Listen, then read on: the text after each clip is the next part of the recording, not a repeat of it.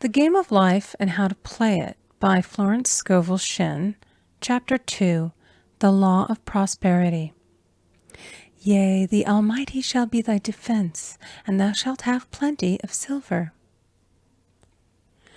One of the greatest messages given to the race through the Scriptures is that God is man's supply, and that man can release through his spoken word all that belongs to him by divine right. He must, however, have perfect faith in his spoken word. Isaiah said, "My word shall not return unto me void, but shall accomplish that whereunto it is sent." We know now that words and thoughts are a tremendous vibratory force, ever molding man's body and affairs. A woman came to me in great distress and said she was to be sued on the 15th of the month for $3,000. She knew no way of getting the money and was in despair. I told her that God was her supply and that there is a supply for every demand. So I spoke the word. I gave thanks that the woman would receive $3,000 at the right time in the right way. I told her she must have perfect faith and act her perfect faith. The 15th came, but no money had materialized. She called me on the phone and asked what she was to do.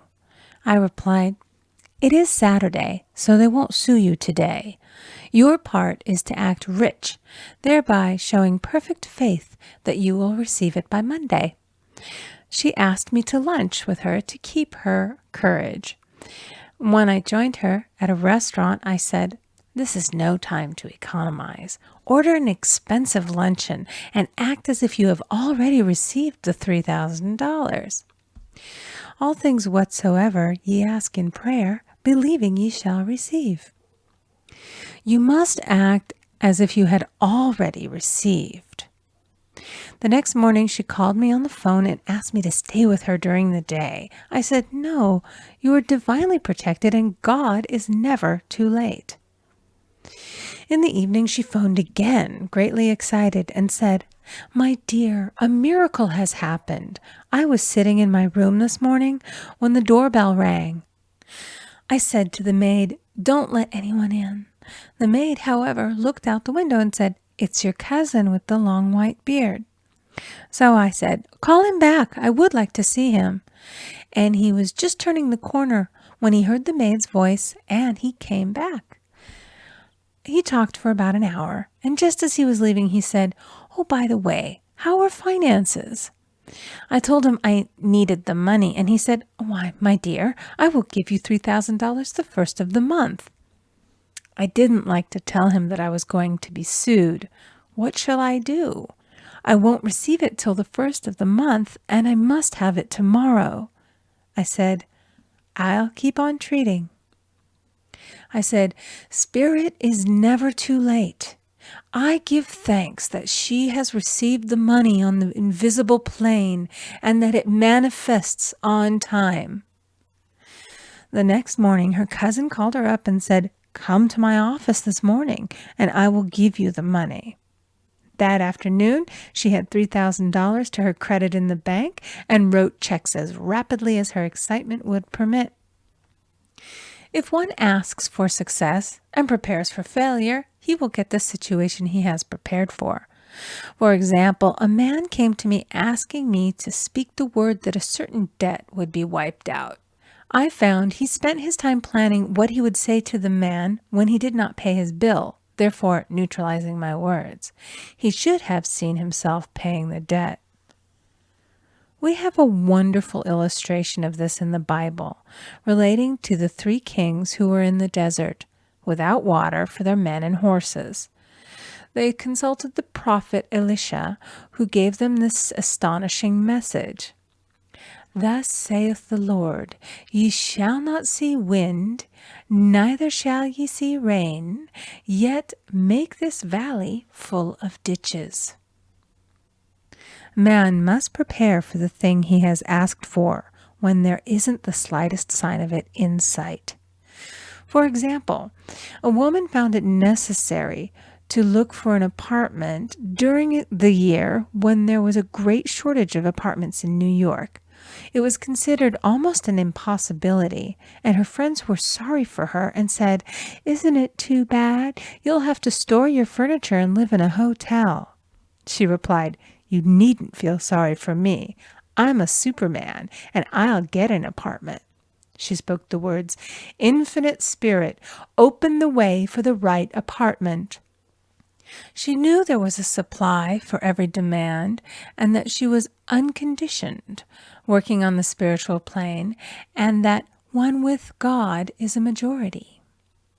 She had contemplated buying new blankets when the tempter, the adverse thought or reasoning mind, suggested, "Don't buy the blankets. Perhaps, after all, you won't get an apartment and you will have no use for them." Promptly she replied to herself, "I'll dig my ditches by buying the blankets." So she prepared for the apartment, acted as though she already had it. She found one in a miraculous way, and it was given to her although there were over 200 other applicants. The blankets showed active faith.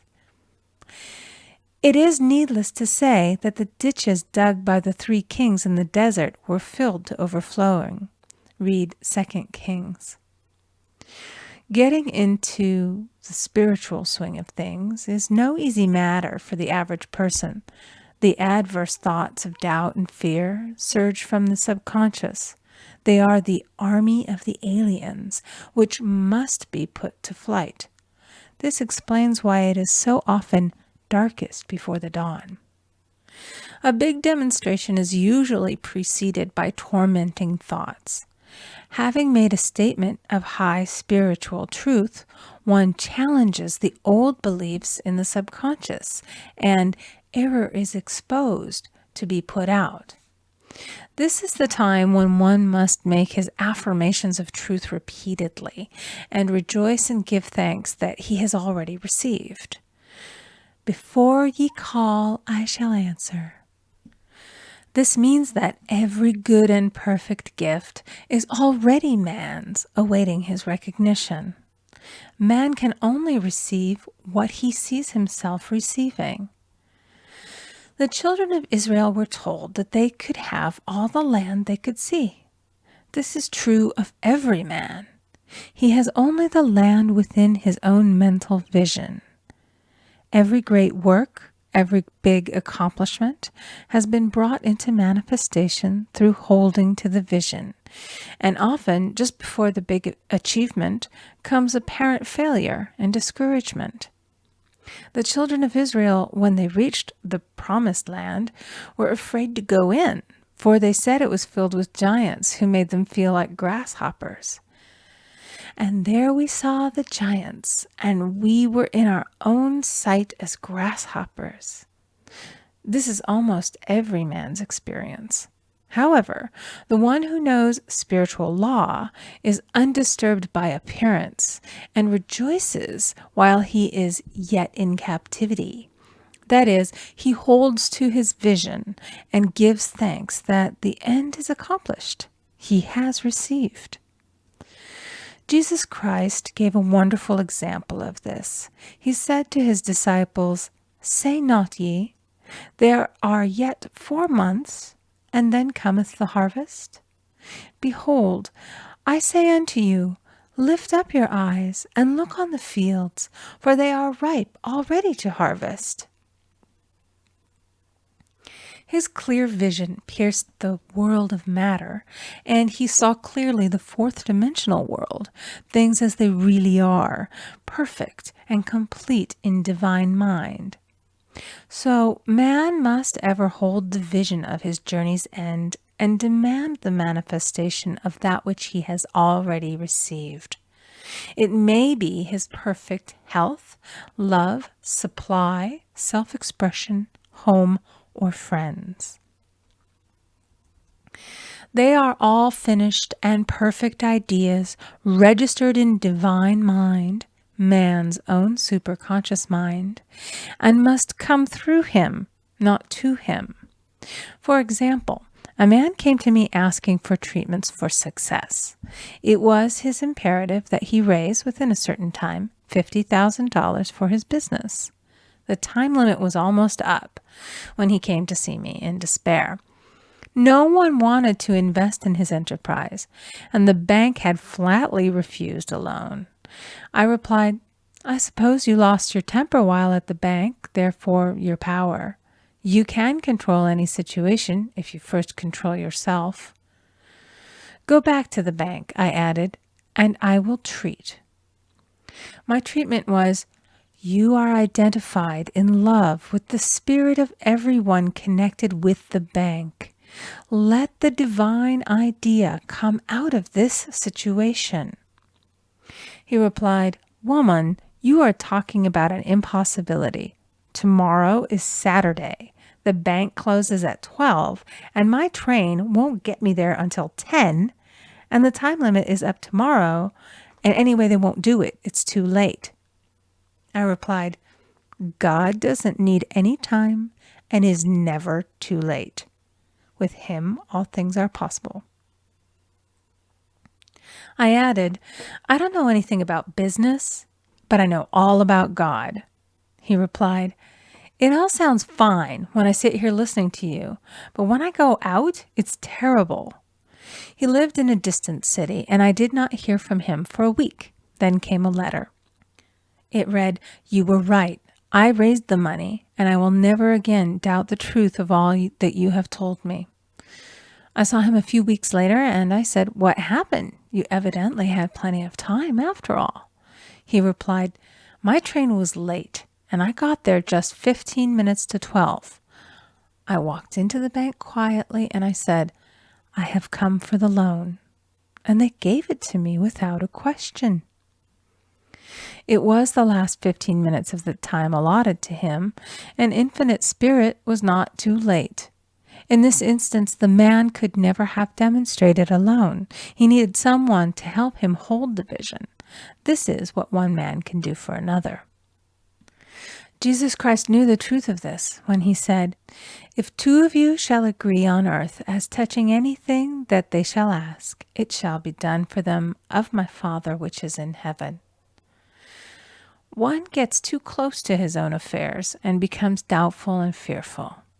The friend or healer sees clearly the success, health, or prosperity and never wavers because he is not close to the situation. It is much easier to demonstrate for someone else than for oneself, so a person should not hesitate to ask for help if he feels himself wavering. A keen observer of life once said, "No man can fail if some one person sees him successful." Such is the power of the vision, and many a great man has owed his success to a wife or a sister or a friend who believed in him and held without wavering to the perfect pattern.